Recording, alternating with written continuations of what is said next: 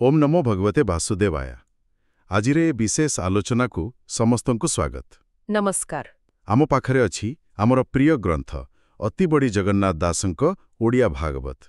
आउ आमे एहर तृतीय स्कंध त्रयोदश अध्यायर एक गुरुत्वपूर्ण भाग को आज पाहुरी भल भावे बुझिबाकु चेष्टा करिबा। हाँ, आजिर प्रसंग बहुत गंभीर।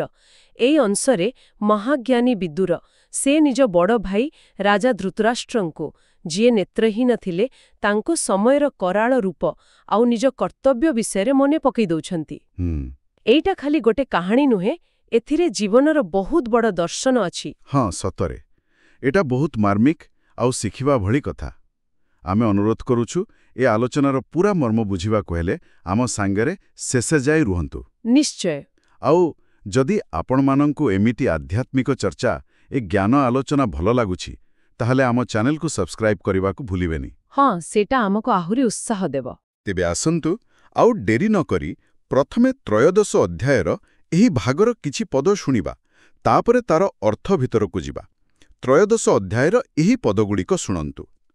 शते बरस शूद्र देहे बंचिला विष्णु माया मोहे, पापींक दन्ते अधिकार करंती देवदिन कर, कुलरक्षक परीक्षित जाने निश्चिंत धर्मसूत, एबे पांडव पांच भाई रिपु संहारी राज्य पाई, गृहकरणे चित्त जड़ी विष्णुर माया मोहे पड़ी। देखंतु आरंभरू ही केमिति माया कथा कुहा जाइछि, विष्णुंक माया। हाँ माया। हाँ, माया माने गोटे भ्रम, गोटे आकर्षण जहा आमकु सत जिनिसठु दूरेई निए। एइटा एते शक्तिशाली जे एपरिकी जणे साधारण लोक शूद्र देहरे भी एहार मोहरे पड़ी 100 वर्ष बंची जाए, निजर असल लक्ष्य कौन से कथा भूली जाए। अच्छा, किंतु एठी कुहा जाइछि पापींकु दंड देबा कथा, सूर्यदेवंक अधिकार, पुणी युधिष्ठिर भी निश्चिंत थिले परीक्षितंकु नहीं, सबु तो ठीक थिला बड़ी लागुछि। एठी माया कथा काहींकी आसिला? एठी तो गूढ़ कथा जगन्नाथ दास देखेबाकु चाहुछंती जे माया काहाकु छाड़ेना। देखंतु पांडव माने एत्ते बड़ युद्ध जीतिले, धर्म स्थापन कले, राज्य पाइले। हाँ, किंतु तापरे भी से माने गृह कार्य माने राज्य चलेइबारे एते माती गले जे से माने भी सेई सांसारिक मायारे जड़ी हे गले। ओहो बुझिली, माने संसारर आकर्षण एटे बेसी। हाँ, एते बेसी जे हा भल लोकंकु भी बांधी पके पारे।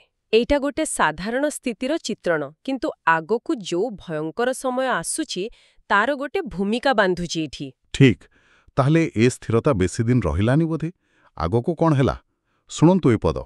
राज्य करन्ते धर्मसूत, मिलिला काल विपरीत, केही न जाने गति तार, स्वभावे अव्यक्त ईश्वर, धूम पुरिला 10 दिसे, विदुर देखि महात्रासे, बसिला धृतराष्ट्र मेळे, विश्वासे कहे कर्ण मूळे।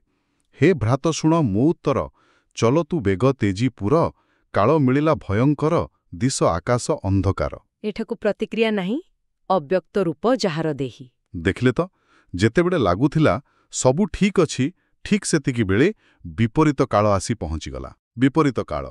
हाँ, आउ एई जो काल बा समय एहार गति बड़ रहस्यमय। कुहा जाइछि स्वभावे अव्यक्त ईश्वर। अव्यक्त एहार माने? अव्यक्त माने जाहार कोनोसी निर्दिष्ट रूप नाही, जाहाकु सहजरे जानी हुए नाही। एहा ईश्वरंकर सेई शक्ति जहा सबुकु नियंत्रण करे, किंतु निजे देखा जाए नाही। अच्छा, आउ एहार संकेत कौन थला? 10 दिग धुआं मारे भर्ती ही गला। बाप रे, एटा तो भारी डर कथा। विदुर एहा देखि सांगे सांगे धृतराष्ट्रंक पाखु गले, काई केते व्यस्त होई गले से? कारण विदुर तो ज्ञानी थिले, से बुझी पारिले एई समयर संकेत। से जानिले एटा साधारण धुआं नुहे, एटा महाकाला आसिबार सूचना। ओहो। सेथिपाई से एकदम डरी जाई धृतराष्ट्रंक कान पाखरे जाई कहिले, भाई शीघ्र ए नगर छाड़ी चाल, भयंकर काल पाखेई आसिलानी। आउ गुरुत्वपूर्ण कथा हेला, से कहिले एथकु प्रतिक्रिया नाही। तार माने एहार किछि समाधान नाही, एहाकु अटकेई हबनी। समयर गतिकु केबा रोकी पारिबा? बुझिली, एही काल केते भयंकर थिला ताहा आग पदरु जଣା पडुछि। द्वापर जुग शेष हेला, ए कलिकाल प्रकाशिला, आंभर प्राण ए हरिब, ଏହାକୁ କେବା ନିବାରିବେ। ଜନସମ୍ପଦ ମୋହିତଳେ ସଂହାର କରିବ ଏବଳେ, ଦେବଦାନବ ମହାବଳ, ବୃଦ୍ଧ ପ୍ରତାପୀ ଯୁବା ବାଳ, ଯାହାର ଦର୍ଶନ ମାତ୍ରେ କଦଳୀ ବଣ ଯେମ୍ନେ ବାତେ, ଭୟେ କମ୍ପନ୍ତି ଥରହର, କାତରେ ନେତୃ ବହେ ନୀର। ଦେଖନ୍ତୁ, ଏଠି ବିଦୁର ପୁରା ସ୍ପଷ୍ଟ କରିଦେଉଛନ୍ତି, ଏ ଯୋଉ ବିପରୀତ କାଳ ଆସିଛି ସେଇଟା ଆଉ କିଛି ନୁହେଁ। ଦ୍ୱାପର ଯୁଗ ସରିଗଲା ଆଉ କଳିଯୁଗ ଆରମ୍ଭ ହେଲା। ଓହୋ, କଳିଯୁଗ। ହଁ, ଆଉ ଏଇ କଳିକାଳ ହିଁ ସମସ୍ତଙ୍କର ପ୍ରାଣ ନେବ। ଏହାକୁ କେହି ଅଟକେଇ ପାରିବେନି। ଏହାର ଶକ୍ତି ବହୁତ ବେଶୀ। ବାପ୍ରେ, କେବଳ ମଣିଷ ନୁହେଁ, ପୃଥିବୀର ସବୁ ଜନ ସମ୍ପଦ ସବୁ ନଷ୍ଟ ହେବ। ଦେବତା, ଦାନବ, ବୁଢ଼ା, ଯୁବକ, ପିଲା କେହି ରକ୍ଷା ପାଇବେନି। ଏ ତ ସତରେ ସମୟର ସର୍ବଗ୍ରାସୀ ରୂପ। ହଁ, ଆଉ ତାର ଭୟାବହତା କେତେ ତା ଶେଷ 2 ଧାଡ଼ିରୁ ବୁଝନ୍ତୁ। ଯେମିତି ପ୍ରବଳ ପବନରେ କଦଳୀ ବଣ ଥରି ଉଠେ ନା, ହଁ ହଁ, ସେମିତି ଏ କାଳର ଆସିବା ଦେଖି ସମସ୍ତେ ଭୟରେ ଥରହର ହୋଇ କାନ୍ଦିବାକୁ ଲାଗିବେ। ଏଇଟା ଖାଲି ବାହାରର ବିପଦ ନୁହେଁ, ଏଇଟା ଭିତରର ଭୟ, ନିଜର ଅସ୍ତିତ୍ୱ ପାଇଁ ସଙ୍କଟ। ଏମିତି ଏକ ଭୟଙ୍କର ପରିସ୍ଥିତିରେ ବିଦୁର ଧୃତରାଷ୍ଟ୍ରଙ୍କୁ କିଛି ମୂଳ କଥା ମନେ ପକାଇ ଦେଉଛନ୍ତି। ଶୁଣନ୍ତୁ, ଅନିତ୍ୟ ଏ ମନୁଷ୍ୟ ଦେହି, ସାର ଏହାର କିଛି ନାହିଁ। ଏ ଦେହେ ଯେ ମୁକ୍ତ ବନ୍ଧନ, ତାକୁ ବୋଲି ମହାଜନ।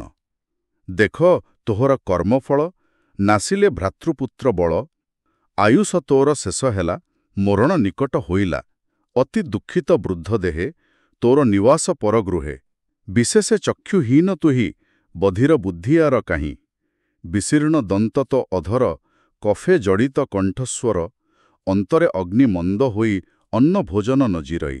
ଦେଖନ୍ତୁ, ଏଠି ବିଦୁର କଥାକୁ ପୁରା ବ୍ୟକ୍ତିଗତ ସ୍ତରକୁ ନେଇ ଆସିଲେ। ପ୍ରଥମେ ଗୋଟେ ସାଧାରଣ ସତ କହିଲେ, ଏ ମଣିଷ ଦେହଟା ଅନିତ୍ୟ। ଏହା ସବୁଦିନ ରହିବନି, ଏଥିରେ କିଛି ସାର ନାହିଁ। ଯିଏ ଏହି ଦେହର ମୋହରୁ ମୁକ୍ତ, ସେହି ପ୍ରକୃତ ମହାଜନ ବା ମହାପୁରୁଷ। ଏତିକି କହି ସେ ଧୃତରାଷ୍ଟ୍ରଙ୍କୁ ଚେତେଇ ଦେଉଛନ୍ତି। କିନ୍ତୁ ତାପରେ ସେ ସିଧା ତାଙ୍କ କର୍ମଫଳ କଥା କହୁଛନ୍ତି। ତୁମ କର୍ମଫଳ ଦେଖ, ନିଜ ଭାଇପୁଅ ଅର୍ଥାତ୍ ପାଣ୍ଡବ ଆଉ ନିଜ ପୁଅଙ୍କୁ ବି ନାଶ କଲ। ଏମିତି କହିବାଟା ଟିକେ କଠୋର ଲାଗୁନି? କଠୋର ଲାଗୁଛି ସତ, କିନ୍ତୁ ବୋଧେ ସେତେବେଳେ ସେଇଟା ଜରୁରୀ ଥିଲା। କାରଣ ଧୃତରାଷ୍ଟ୍ର ଏବେ ବି ସେଇ ମୋହ ଭିତରେ ବନ୍ଦୀ ହୋଇ ରହିଥିଲେ। ବିଦୁର ଚାହୁଁଥିଲେ ସେଇ କଠୋର ସତ୍ୟ ଶୁଣି ସେ ଜାଗି ଉଠନ୍ତୁ। ସେ ତାଙ୍କୁ ତାଙ୍କ ବର୍ତ୍ତମାନର ଅବସ୍ଥା କଥା ମନେ ପକାଇ ଦେଉଛନ୍ତି। ଦେଖ, ଆୟୁଷ ସରିଆସିଲାଣି, ମୃତ୍ୟୁ ପାଖରେ। ପୁଣି ପରଘରେ ରହୁଛ, ଅନ୍ଧ, କାନକୁ ଶୁଭୁନି, ବୁଦ୍ଧି ବି କାମ କରୁନି, ଦାନ୍ତ ନାହିଁ, କଫରେ ଛାତି ବନ୍ଦ, ଖାଇଲେ ହଜମ ହେଉନି। ବାପରେ! ଏଟା ଖାଲି ଦେହର ଦୁର୍ବଳତା ନୁହେଁ, ଏହା ତାଙ୍କର ଆଧ୍ୟାତ୍ମିକ ଅସହାୟତାର ବି ଚିତ୍ର। ସମୟ ଆଉ ନାହିଁ, ଶୀଘ୍ର କିଛି କର, ଏହା ହିଁ ଇସାରା।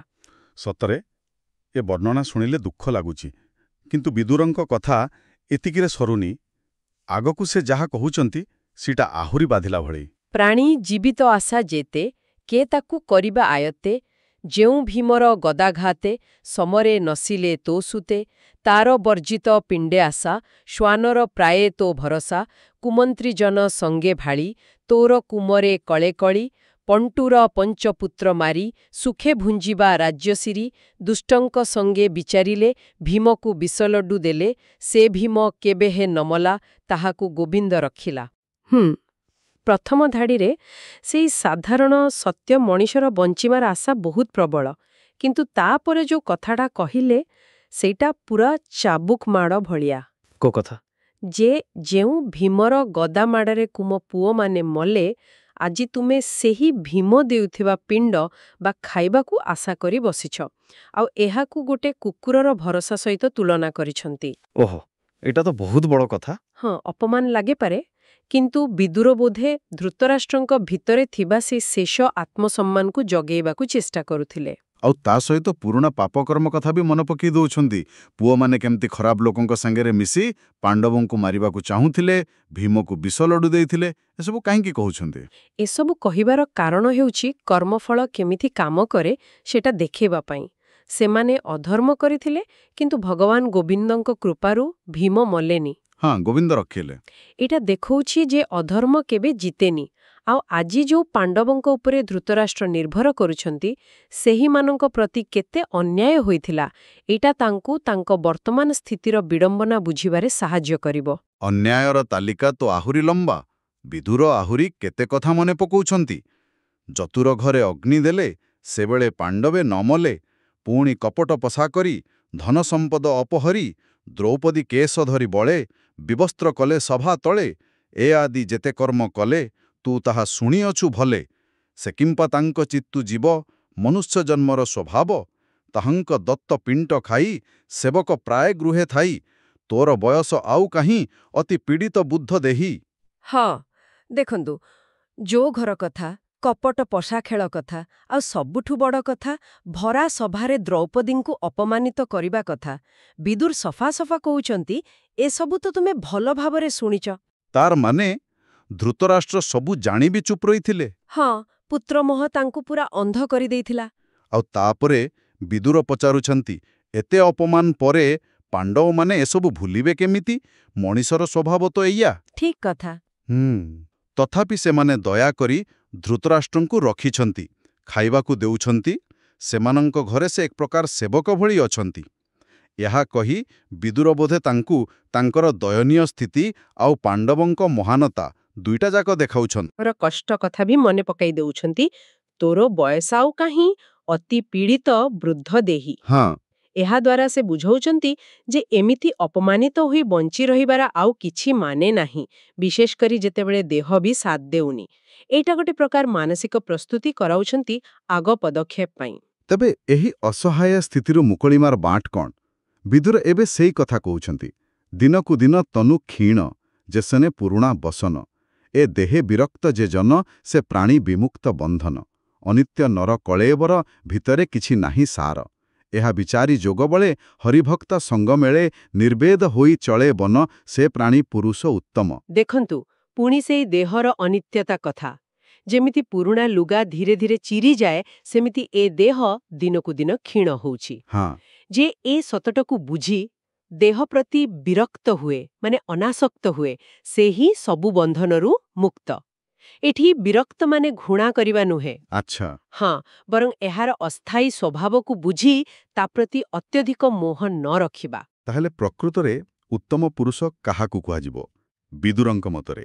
ଯିଏ ଏ ଦେହର ଅସାରତା ବୁଝିଛି ଆଉ ଯୋଗ ବଳରେ, ମାନେ ମନକୁ ସ୍ଥିର କରି, ହରିଭକ୍ତମାନଙ୍କ ସାଙ୍ଗରେ ମିଶି ନିର୍ବେଦ ହୋଇ ବଣକୁ ଚାଲିଯାଏ। ନିର୍ବେଦ, ଏହାର ମାନେ କ'ଣ?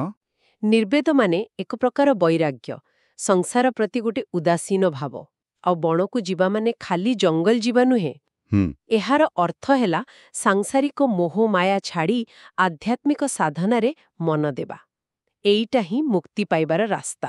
ବାଃ, ସବୁ ବୁଝେଇ ସାରି ଏବେ ବିଦୁର ଶେଷରେ ଧୃତରାଷ୍ଟ୍ରଙ୍କୁ ଗୋଟେ ସ୍ପଷ୍ଟ ଆହ୍ୱାନ ଦେଉଛନ୍ତି। ଏଇଟା ହେଉଛି ଉପଦେଶର ଶେଷ କଥା। ତୁ ବୁଦ୍ଧଜନଙ୍କ ଉତ୍ତମ, ଏବେ ତୁ ଛାଡ଼ ମତିଭ୍ରମ। ଉତ୍ତର ପଥେ ଚଳ ବେଗେ, ପତ୍ନୀ ସମେତେ ମୋର ସଙ୍ଗେ। ମୋହି ଉଦାସୀ ପଣେ ଭନେ, ସେବି ବି ତୋତେ ଅନୁକ୍ଷଣେ। ଦେଗ୍ ଏ କାଳ ଭୟଙ୍କର, ଶିରି ହରିବ ପ୍ରାଣୀଙ୍କର। ଏମନ୍ତେ ବିଦୁରର ବାଣୀ ସେ ଅନ୍ଧ ଧୃତରାଷ୍ଟ୍ର ଶୁଣେ। ଦେଖିଲେ କେମିତି ବିଦୁର ପ୍ରଥମେ ତାଙ୍କୁ ସମ୍ମାନ ଦେଇ କହୁଛନ୍ତି, ତୁମେ ବୁଦ୍ଧିମାନ ଲୋକଙ୍କ ଭିତରେ ଶ୍ରେଷ୍ଠ। ଏହା ବୋଧେ ତାଙ୍କ ଭିତରର ବିବେକକୁ ଜାଗ୍ରତ କରିବାକୁ। ହଁ, ହୋଇପାରେ। ତାପରେ ସିଧା କହୁଛନ୍ତି, ଏବେ ଏ ମତିଭ୍ରମ ଛାଡ଼, ଏ ମୋହରୁ ବାହାର। ଆଉ ଗୋଟେ ନିର୍ଦ୍ଦିଷ୍ଟ ପରାମର୍ଶ ଦେଉଛନ୍ତି, ଉତ୍ତର ଦିଗକୁ ଯାଅ।